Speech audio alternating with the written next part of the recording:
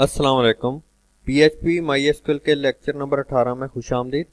आज हम database connection के बारे में पढ़ेंगे। लास्ट टाइम हमने क्या किया था कि हमने डेटाबेस का PHP MyAdmin का इंट्रोडक्शन लिया था। इंट्रोडक्शन के बाद हमने वहाँ पे एक सिंपल प्रैक्टिकली मैंने आपको इसके इंटरफेस के बारे में समझाया था, और दूसरे नंबर पे मैंने यहाँ पे एक डेटाबेस क्रिएट की थी, टेबल और उसके कॉलम क्रिएट किए थे। ठीक है, ये मैं आपको दिखा देता हूँ। SST लैब, ये हमने डेटाबेस क्रिएट की थी, उसमें एक टेबल बनाया था यूज़र के बाद हमारे पास था यूज़र नेम पासवर्ड।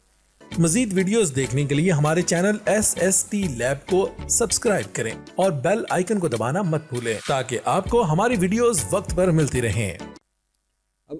अब हमने इस डेटाबेस को PHP में एक्सेस करना है, कनेक्टिविटी करवानी है, क्योंकि कनेक्टिविटी कराएंगे तो ही ये डेटा हमारा पेजेस के ऊपर शो होगा या वहां से इंसर्शन होगी। ठीक है, हमने कभी भी ये इंटरफेस यूजर को अलाउ नहीं करना होता। यहाँ पे सिर्फ आपका डेटाबेस के अंदर डेटा सेव पड़ा होता है। ठीक है, चलें शुरू करते हैं। सबसे पहले मैं सबलाइम ओपन कर लेता हूँ। सबलाइम ओपन करने के बाद फाइल सेव एज कर देता हूँ। सेव एज मुझे जाना पड़ेगा सी ड्राइव में, एग्जाम में, HT डॉक्स में जाके यहाँ पे PHP का मैंने एक फोल्डर बनाया है, क्लास नंबर 18.php में यहाँ पे कर देता हूँ। ठीक है, सॉरी 18.php। ठीक है, सेव कर देता हूँ। सेव करने के बाद यहाँ पे मैं अपना कोड लिखना शुरू करूंगा। ठीक है, यहाँ पे जाते हैं, देखते हैं ये फाइल क्रिएट हुई है कि नहीं। यहाँ पे PHP के अंदर जाएंगे। PHP, सॉरी ये गलत लिख हो गया, तो उसने फैच कर लिया था। ये देखें 18 नंबर। ठीक है, 18 नंबर क्लास के अंदर मैं चला जाता हूँ।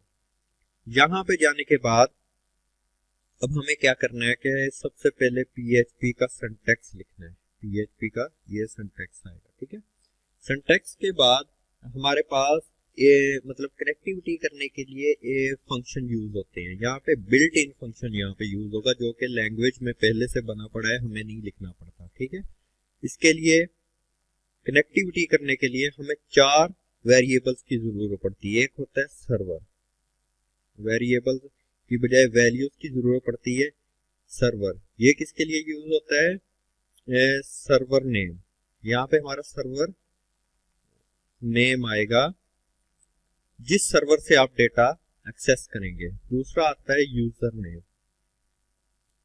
एग्जाम का भी एक यूजर नेम होता है, जो मैंने लास्ट टाइम आपको वहां पे यूजर अकाउंट के बारे में बताया था, ये वही यूजर नेम है। ये होता है कि जो आप मतलब कि मैंने बताया था कि एग्जाम के अंदर PHP MyAdmin के अंदर आप एक से ज्यादा यहाँ पे मतलब के यूजर्स बना सकते हैं। जैसे ये 3 यूजर पड़े हुए हैं, 127.0.0.1 पे भी पड़ा है, ये इससे पे भी पड़ा है, लोकल होस्ट पे भी पड़ा है, आप किसी से भी एक्सेस कर सकते हैं। इस तरह आप एक से भी ज्यादा आगे यूजर बना सकते हैं, कोई इशू नहीं है। ठीक है, और हर यूजर को हमने दी परमिशन देनी होती है कि ये कौन कौन से काम कर सकता है, कौन कौन से नहीं कर सकता। यहाँ पे ऐड न्यू यूजर करेंगे तो नया यूजर बन जाएगा। ठीक है, तो ये यूजर नेम हमने प्रोवाइड करना होता है कि किस यूजर से आए, और एक होता है पासवर्ड। पासवर्ड हमने लगाना होता है एक्सेस करने के लिए। ठीक है, एग्जाम पासवर्ड। ठीक है, और आखिरी चीज आ जाती है यहाँ पे डेटाबेस, क्योंकि आप एक सर्वर के ऊपर एक से ज्यादा डेटाबेस पड़ी हो सकती है। जैसा कि ये देखें, इस वक्त ये बहुत सी डेटाबेस पड़ी है, 1 2 3 4 5 6 7 8 9 10 11 डेटाबेसेस पड़ी हुई हैं। लेकिन इस प्रोग्राम को कैसे पता चलेगा कि इनमें से कौन सी डेटाबेस को हमने एक्सेस करना होता है? इसलिए यहाँ पे हम चौथा वेरिएबल डेटा बेस का लेते हैं। ठीक हो गया, डेटाबेस का वेरिएबल चौथा बना लेते हैं। ठीक है, यहाँ पे डेटाबेस नेम, डेटाबेस नेम के बाद हमने एक वेरिएबल बनाना है कौन का, कोई भी नाम ले सकते हैं। ये वेरिएबल इसलिए हम बनाते हैं कि ताकि इसमें हम अपने कनेक्शन को सेव कर सकें, क्योंकि इस कनेक्शन का लिंक आपके पूरी प्रोग्रामिंग में यूज होता रहेगा। जब भी आपने डेटाबेस का कोई एक्शन परफॉर्म करवाना है तो हमने कनेक्शन को एक वेरिएबल में स्टोर करना होता है। आप कौन की बजाय ए बी सी कोई भी ले लें। और ये लास्ट क्लासेस में मैं बता चुका हूँ ये कि PHP में टाइप कास्टिंग ऑटोमेटिकली हो जाती है। अगर मैंने यहाँ $साइन कौन लिखा है तो ये मतलब कि $साइन से वेरिएबल बनता है, जैसा डेटा होगा वैसा ही वेरिएबल अपनी टाइप बदल लेगा, ठीक है। Is equal to MySQL I connection के लिए ये फंक्शन यूज होता है, कनेक्शन के लिए ये फंक्शन यूज होता है MySQL अंडरस्कोर कनेक्ट। ये बिल्ट इन फंक्शन है जो कि लैंग्वेज के अंदर पहले लिख दिया गया। इसके 4 पैरामीटर होते हैं।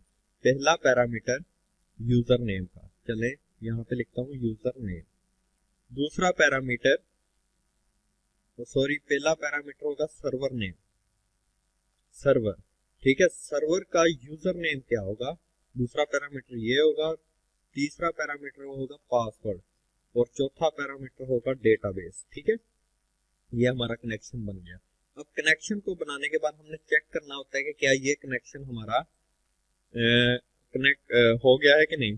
यहाँ पे फर्स्ट ऑफ ऑल मैं लिखता हूँ कि अगर ये कनेक्शन बन जाता है, ट्रू मिलता है इसे, क्योंकि अभी इफ एल्स के अंदर हमेशा इफ एल्स जो होती है वो ट्रू फॉल्स में काम कर रही होती है, तो यहाँ पे ये इसको रिटर्न टाइप देगा ट्रू और फॉल्स के। अगर कनेक्शन ट्रू है तो वो डेटा इंजर्शन करेगा, अदरवाइज फॉल्स है तो वो नहीं करेगा। इस तरह काम कर रहा होता है। अब यहाँ पे हमने डेटा इंसर्ट तो नहीं करवाना, हमने क्या करना है, यहाँ पे चेक करना है कि हमारा जो PHP का कोड है वो डेटाबेस के साथ कनेक्टिविटी कर चुका है कि नहीं, ठीक है।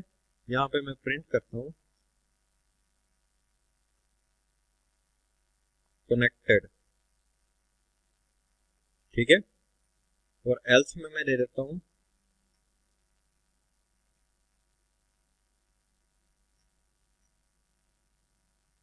Not connected.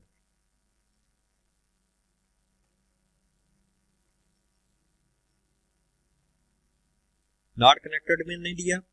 नॉट कनेक्टेड देने के बाद अब मैं जाके नाम क्या है चेक करता हूँ कि कनेक्शन जो है मेरा हो गया कि नहीं,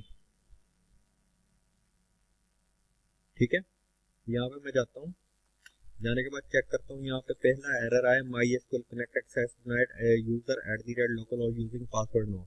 इसका मतलब ये है कि हमारे पास अभी मतलब कि यूजर नेम पासवर्ड वगैरह हमें चीज नहीं मिली, क्योंकि इसकी वजह क्या है कि हमने सर्वर यूजर नेम पासवर्ड और डेटाबेस को यहाँ पर सिंगल स्ट्रिंग लिखा है। अब मैं आपको बता देता हूँ जो सर्वर नेम डिफॉल्ट होता है वो होता है local host. User name default exam का होता है रूट, लेकिन जब आप ऑनलाइन सर्वर के ऊपर अपने कोड को पुट करते हो तो उसके यूजर नेम पासवर्ड सारे देने पड़ते हैं, ठीक है। इसी तरह यहाँ पे हमने रूट के ऊपर किया है। पासवर्ड डिफॉल्ट नल होता है तो इसलिए हम यहाँ पे कुछ नहीं लिखेंगे। और डेटाबेस जैसे SST लैब, यहाँ देखें SST लैब, ठीक है। तो हमने ये कर दिया। इसको सेव करने के बाद हम यहाँ पे रिफ्रेश करेंगे कोड को, तो ये कनेक्टेड आ गया, मतलब ये सक्सेसफुली हमारे डेटाबेस के साथ कनेक्ट हो गया है, ठीक है। चलिए अब हम जरा चेक करते हैं। अगर लोकल होस्ट को मैं खत्म करता हूँ क्या एरर आता है, अगर सर्वर नेम गलत होता है या मिलता नहीं है तो क्या एरर आता है, देन भी कनेक्टेड आ रहा है। उसकी वजह क्यों कनेक्टेड आ रही है, क्योंकि यहाँ पे एक यूजर आपने देखा कि यहाँ पे आप नल भी रखेंगे तो वो ऑटोमेटिकली इसको उठा लेगा, ठीक है। नल का मतलब है यहाँ पे आप कुछ भी ना रखें, अगर आप यूजर इसको डिलीट कर देते तो वो कभी भी काम नहीं करेगा, ठीक है। अगर मैं यहाँ पे SD लिख देता हूँ, SD लिखने के बाद मैं रिफ्रेश करता हूँ तो यहाँ देखें ये लोडिंग करना शुरू कर देगा, उसको सर्वर नहीं मिल रहा। तो यहाँ पे एरर आया है PHP नेटवर्क गेट एड्रेस, ठीक है। जब भी PHP नेटवर्क गेट एड्रेस का एरर आएगा इसका मतलब ये होता है कि आपका होस्ट नेम ठीक नहीं है। ये सामने लिखा भी है no such host is known, ठीक है, कि होस्ट नेम आपका ठीक नहीं है। दूसरे नंबर पे चलें इसको मैं सही कर देता हूँ, लोकल होस्ट, यहाँ पे आप IP भी लिख सकते हैं, कोई इशू नहीं। रूट को बजाय रूट्स लिख देता हूँ। अब ये रूट्स यहाँ पे अवेलेबल नहीं है, यहाँ पे सारे रूट हैं, रूट्स अवेलेबल नहीं है तो access denied for user roots. Root के लिए उसने कहा है कि आपकी जो एक्सेस डिनाइड हो गई है इसका मतलब यूजर नेम या पासवर्ड में कोई ना कोई गलती होती है। चले मैं रूट को सही कर देता हूँ। करने के बाद रिफ्रेश करता हूँ, कनेक्टेड आ गया। लेकिन पासवर्ड में अगर मैं स्पेस भी देता हूँ तो वो access device by user using password yes आ रहा है।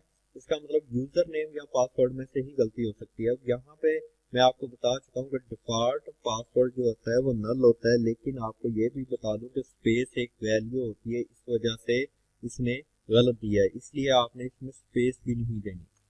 ठीक है। उसके बाद डेटाबेस के लिए जब मैं SST लैब की बजाय SST लैब एस लगा देता हूँ सामने, तो यहाँ देखें इस तरह की एस के साथ कोई भी डेटाबेस अवेलेबल नहीं है। तो यहाँ पे MySQL connect unknown database SST lab, वो कह रहा है कि ये डेटाबेस SST लैब जो है ये एग्जिस्ट नहीं करती, इसलिए उसने नॉट कनेक्टेड का मैसेज दे दिया। तो ये था हमारा डेटाबेस का कनेक्शन। जो हम डेटाबेस का कनेक्शन बनाते हैं, PHP के साथ कनेक्टिविटी करते हैं, वो ये तरीकाकार है। ठीक है। तो इसको हम मतलब कि जब तक हम डेटाबेस की कनेक्टिविटी नहीं करवाएंगे तब तक हम इसके ऊपर कोई भी इंटरफेस के थ्रू यहाँ से कोई काम डेटाबेस से डेटा नहीं ले सकते, ना ही इंजेक्शन कर सकते हैं। ठीक हो गया। अगली क्लास तक के लिए अल्लाह।